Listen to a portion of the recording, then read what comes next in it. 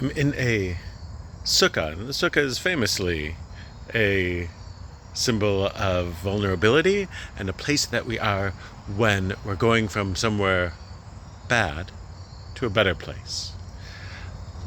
There aren't many words that we can use to describe our emotions this week, but I want to say four things. One is that we are brokenhearted to see images of so many deaths and so much cruelty and so much evil.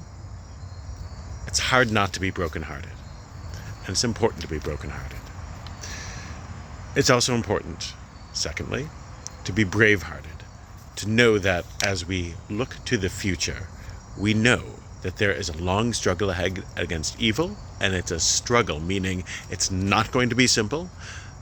There's a long war that Israel will be fighting, and it is upon us not to forget how it began and not to lose heart, even though it will be difficult. Third, it's important that we be good-hearted. Good-hearted meaning that we'll always remain aware, not just of the Israelis who lost their lives, but sad for the Palestinians being held hostage by Hamas. It isn't just Israelis are holding hostage in Gaza, it is millions of Palestinians who are being abused and denied their freedom by Hamas. And we will never, never, never lose our humanity.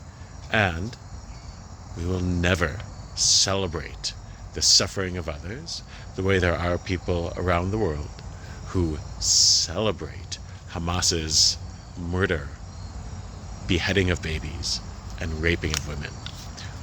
When you find somebody who identifies a rape victim as happened during the Hamas onslaught and blames it not on the person who committed it, not on the criminal, but blames it on the victim or says that it's the victim's fault, you have found somebody who not only isn't good-hearted, but who has crossed over into evil. This is the kind of thing that anti-Semitism does to people. And lastly, fourth thing, we should be wholehearted.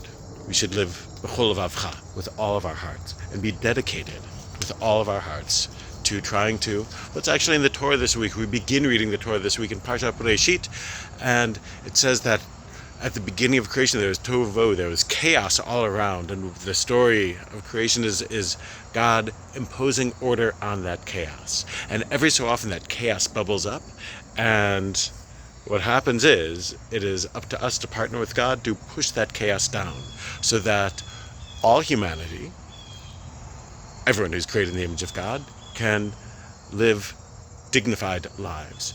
There are evil people in this world who are looking to prevent that. Hamas and its supporters are in that category.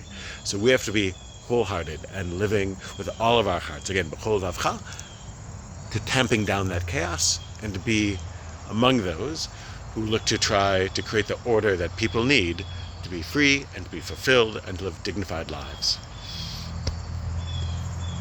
Shabbat Shalom.